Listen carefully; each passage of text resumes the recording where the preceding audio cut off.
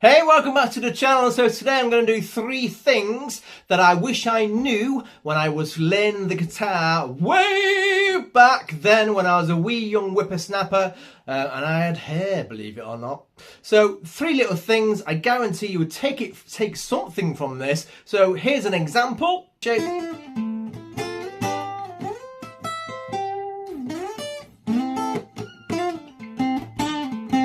So it's something you should all know that you may learn maybe year 1, year 2, but it makes sense to learn it from the start. So you're building a much thicker, better way of approaching guitar playing instead of being robotic, i.e. going up and down the pentatonic box and then the next pentatonic box, because that's how we all learn from the start, and that kind of, it puts us in a bad place from the start. So I think by doing this, you think to yourself, I'm much more fluid, be like water, my friend. You'll be much more fluid going up and down the fretboard. So thank you very much. Let's crack on. Number 1 is triads.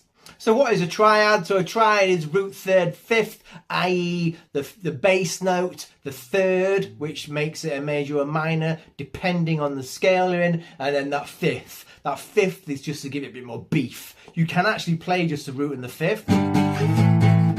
Pretty much every Nirvana song was that. Nothing wrong with that, but if you want to accent the minor or the major, then you'd add that third.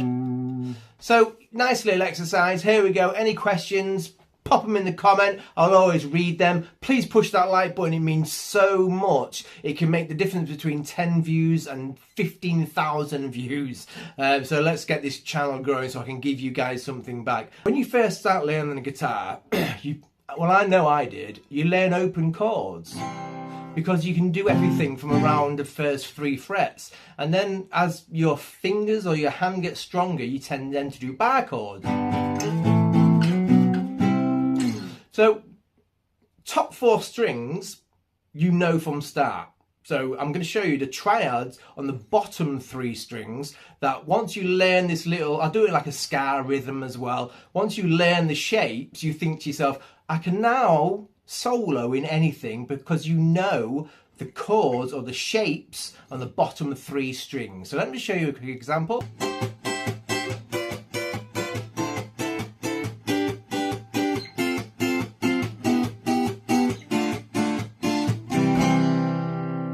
So along the bottom, when you're doing a scale, like I say, we're going to do this in the key of C, no black notes. Surprise, motherfucker. So in the key of C, same for everything, every major scale, the chords follow as thus: major, minor, minor, major, major, minor, minor, major. So to follow that, there's 2 shapes. So you may have already done this already. If you've done a D major, you know that's the shape of a D major. If you've done a D minor, you know that's the shape of a D minor. So knowing those 2 shapes, you can work your way up and down the fretboard. There's only one different shape you're going to use, and that's the B with a flattened fifth. So if you are relatively new in your journey, what I'd do is I'd use my 3rd finger and I would learn the C scale on the B string. So C, D, E, F, G, A, B, C. So what I'd probably do at this stage, I'd learn the notes on that B string. So if I'm learning the notes on that B string, if it takes a while, it takes a while. Just do it while you're watching Coronation Street or whatever you watch. So D, E, F, G, A, B, and then C. So when you get familiar, windy pops.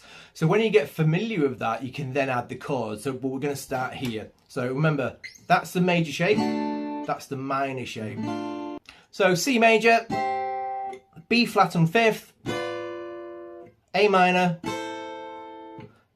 G major, F major, E minor, D minor, and then C, open C.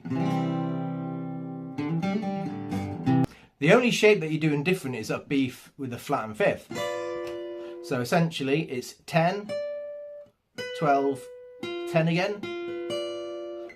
So C major shape, B flat and fifth, A minor, G major, F major, E minor, D minor, and then C. So just to get yourself a little...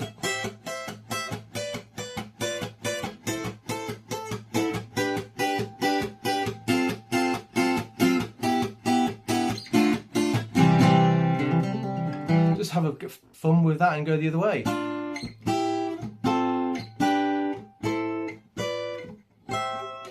So that's what I wish I knew back then, because then when you do solos, if someone in your band's playing a C, you know. Whatever you're playing, those bottom 3 strings, you know everything you're going to play will be in the key of C. So the second thing I wish I learned was, when you first start out, you may have all done the same. You start in the A minor pentatonic, i.e. C major, the relevant major and relevant minor. So you get stuck in those boxes, right? So for so long you're just going up and down, up and down, up and down. It's learning how to bleed between the two. So what I would recommend is, if you get familiar with the boxes, then think to yourself, right, I'm going to now go through the boxes only using the G string. So if I learn that,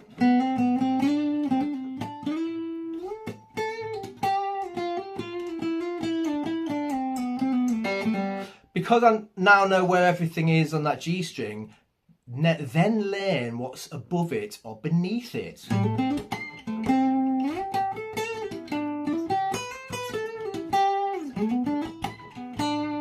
So you then can move up and down the fretboard. So once you learn that, then you think to yourself, right, I'm now going to do the same with the D string. So that makes you then go up and down the fretboard quicker than if you was going to go. Do you see? It kind of helps you go through the boxes. So I'm just going to show you an exercise which will help you as well. You'll definitely get something out of this one. So we're going to start on the C.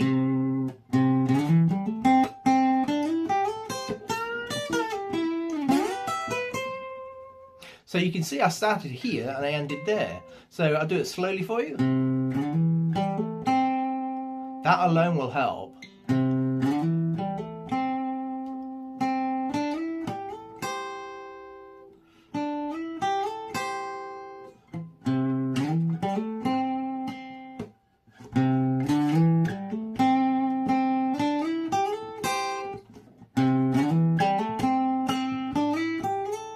This is a very slash thing to do as well. So I'm essentially just bending on that A note.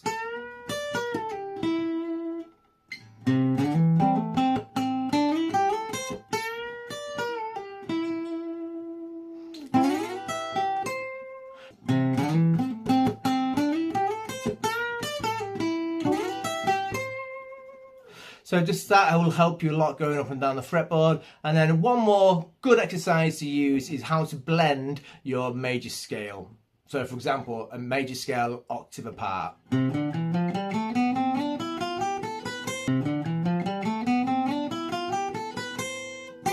That'd be really good for your fingers. Get familiar with those triad shapes.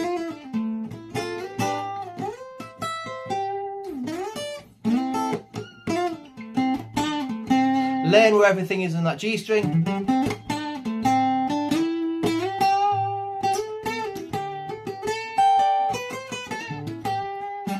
That's it today. Thank you very much. Pop me a comment if you want me to cover anything more specific. And as always, stay foolish and rock and roll.